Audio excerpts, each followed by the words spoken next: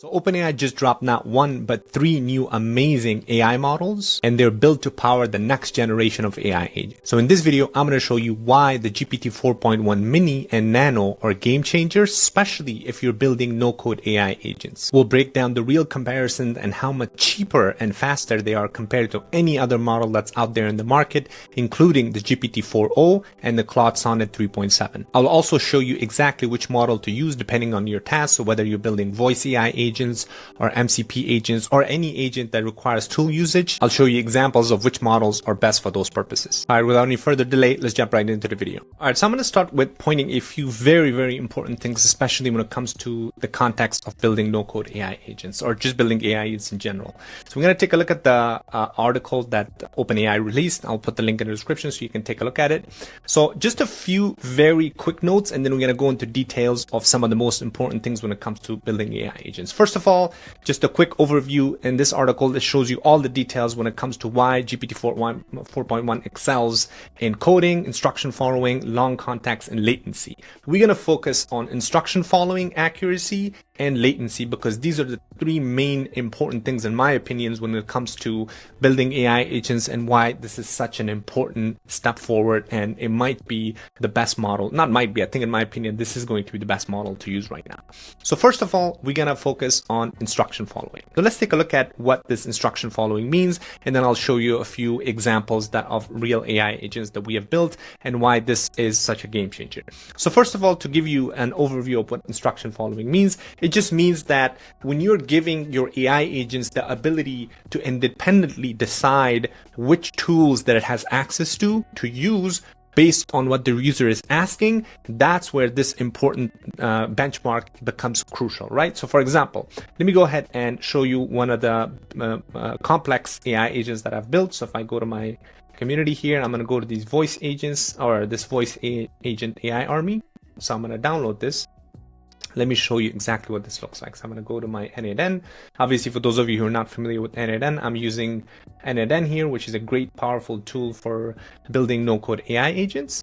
So this is one of the agents that I've built, and feel free to check out the video on this, the step-by-step built in the community. But just to quickly point out what this agent is doing is we're using a Telegram trigger to use our voice to be able to instruct this commander agent, which has access to multiple sub agents right here, and it's going to use its brain, which in our case I was using GPT 4.0 because that was the most powerful model when I built this thing. But now I'm definitely going to switch this to GPT 4.1 because of how amazing it is and how it exceeds all the other models when it comes to instruction following. And when I say exceed, I'm also including the cost efficiency in here as well, because obviously when you're building AI agent, cost becomes very important, especially when you're building more complex AI agents. But just quickly here, so what this commander agent is doing is based on what the user gives it task, it has access to all these sub agents, right? So these sub agents, for example, calendar agent, company knowledge base, these in itself, they are complex agents that have access to multiple tools. So for example, one of the agents, so let me download this personal expense agent, and I'm also going to download this calendar agent. So now if I bring this over to my workflow so that way you can see exactly what these are. So here's a calendar agent, right? So this agent has access to multiple tools through the tool usage here. And the calendar agent, as you can see, is being used inside this main commander AI agent. And we're giving it this instruction right here. We're saying that use this calendar agent to manage all calendar events, right? So what this is doing is this main commander agent needs to determine when to use this sub agent. And then inside the sub agent, there's this other agent that has access to these tools that will need to understand which tool to use based on what the query the user is asking. Therefore, as you can imagine, this is a very complex AI agent,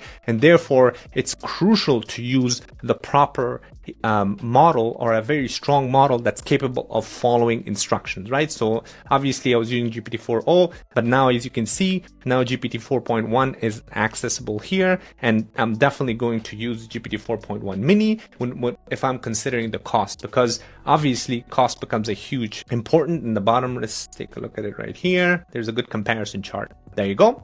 So as you can see, the input and output tokens for GPT 4.1 mini is 40 cents and input, and then output is 1.6 or $1.60. Now this is incredibly cheap compared to what's out there in the market. Now Claude 3.7 Sonnet is the best model in my opinion so far, at least, but Claude is pretty expensive, so I'm using this open router comparison here. As you can see, the input token for Claude 3.7 is $3, the output is 15, and we're comparing this to GPT 4.1 mini. It's 40 cents and the output is $1.60. And again, this is a huge leap forward when it comes to cost, because when you're building these complex AI agents, and if they're live and they're being used constantly in your workflows and your automations, then you can imagine that the cost could add up pretty quickly. Therefore, when you combine the ability for GPT 4.1 mini for it to follow instruction, how good it is when following instruction, and when you combine it with the cost efficiency, it's a no-brainer to use this moving forward. Now, another important aspect, another very complex agents that you will be building in the future, and as I'm starting to do a deep dive topic on this, is using MCP servers. So this is another agent that I built. So if I download this and bring it to my workflow here, so let me get rid of this. From file. All right, so MCP, obviously the Model Context Protocol by Claude, by Anthropic, is giving our agents the ability to become even more efficient. Now, MCP servers, so this is the server trigger that I built, that it has, again, same thing, access to multiple tools, including Pinecone Vector Database, that has all of my research related data that's sitting there. It has access to multiple other tools, and from our AI agent, we're giving this MCP client tool. And again, if you're interested in checking out the step-by-step tutorial, I did this already, so you can check it out in my previous video. But this basically gives the AI agent the ability to utilize all of these different tools within the MCP server from this AI agent with a simple instruction, right? And we're not giving this a long prompt. We're not giving this any prompt. So the model needs to be smart enough to know exactly which tool to use. So as you can see right here, if I select the tool, so these are all the different tools that this MCP server has access to. So this model, the AI model here, especially for these AI agents that's going to use MCP client tool, because it becomes extremely crucial. Therefore, it needs to know, or it needs to be really good at following instructions. And obviously, again, cost becomes a big aspect of there as well. And therefore, as I said before, GPT 4.1 mini in this case also becomes the best model to use when it comes to your MCP AI agents or MCP servers that you're using. All right, so that was kind of instruction following, which again, I said is extremely crucial for building AI agents, and OpenAI mentioned that also in their article right here. The next important thing is latency. So for those of you who don't know what latency is, in simple terms, it just means that whenever you ask an AI model a question or a task for it to do, the time it takes for the model to respond is what latency is. So therefore, the lower the latency, the better the response, or the quicker the response will be. And as you can see here, the GPT 4.1 family intelligence by latency is way higher than GPT 4.0. And again, this is extremely important because of how expensive GPT 4.0 is. You can see it is actually a huge, it says that it reduces the latency by nearly half and reduces the cost by 83%. Now, the combination of these two is extremely important, especially for low latency usage. So for example, any task that requires low latency, for example, a conversational agent, right? So if you're using any kind of voice agent, if you're building any kind of voice agents, then low latency becomes extremely crucial, because you don't want the AI model to have long pauses, because what that's going to do is that's going to reduce the natural conversation or the natural interaction between the human and the AI agent. Therefore, you want to use low latency AI models when it comes to building conversational or voice AI agents. So let me go ahead and bring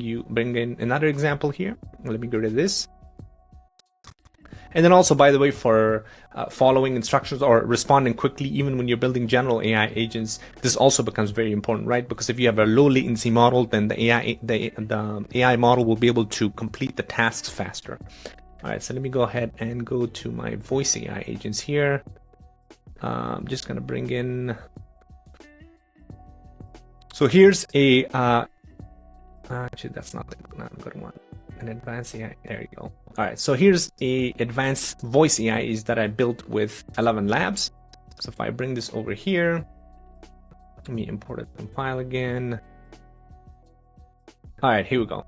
So what this is doing is this AI agent is listening to the voice commands that are coming in from 11 Labs. So let me go to 11 Labs here to show you exactly what this is. If I go to conversational AI agents, all right, here we go. So this is the agent, the front end of this agent. So if we click on test agents, so this is where now you are able to interact with this voice agent from the front end. And in the back end, everything is being handled, everything is being sent over to this main AI agent. And as you can see, I had to use Anthropic chat model because obviously that was the best model out there. But now I'm definitely going to use the 4.1 nano or the 4.1 mini in this case because of how latency becomes an important thing here. So when you're interacting with the voice agent in the front end, then it needs to be able to quickly respond. So the model needs to quickly respond, and therefore latency becomes a huge point here. I'm gonna let that shut off quickly. All right, so let me show you exactly what's going on in the front here. So again, if you want to check this out, please feel free to check out the full tutorial. But just quickly, this is a voice AI agent that I built for my agency here. So what this is doing is this is using multiple tools here to reach out to our agent here using the webhook here. And this agent has access to same thing. It has access to multiple tools, and the system prompt tells it to use the proper tool whenever the user asks something relevant to that particular instruction. So therefore, if you're using a low latency model, so early in this particular example, I believe I was using the Gemini 1.5 Flash, but the problem is Gemini 1.5 Flash was not that good when it comes to tool usage. So therefore, there's this give and take between low latency model versus how good they are at following instructions. Therefore, in this particular situation, the best model will be the GPT 4.1 mini because of how quick it is and how low latency model it is. So therefore, moving forward in all of your voice AI agents, I think the GPT 4.1 mini is going to be the best one. You can try the nano as well, because the GPT 4.1 nano is the fastest one. However, when it comes to tool usage, this might be a bit limited compared to the 4.0 mini. So therefore, I think for moving forward, the GPT 4.1 mini is going to be the best combination of cost, low latency, and instruction follow. And I'm going to keep testing this out as I build more complex AI agents, especially as I'm focusing on building more MCP related agents and voice agents for the community, and then also for my channel. Then this is extremely important. This becomes extremely crucial, and I'm going to keep testing this out, and I'm going to make another video probably in a couple of weeks just to see if I find something different. But based on what I've seen so far, based on what I've tested so far, this is extremely promising, and I think it's the best model at current stage to use for your AI agents. All right, well, hopefully this video was not too long and I didn't bore you.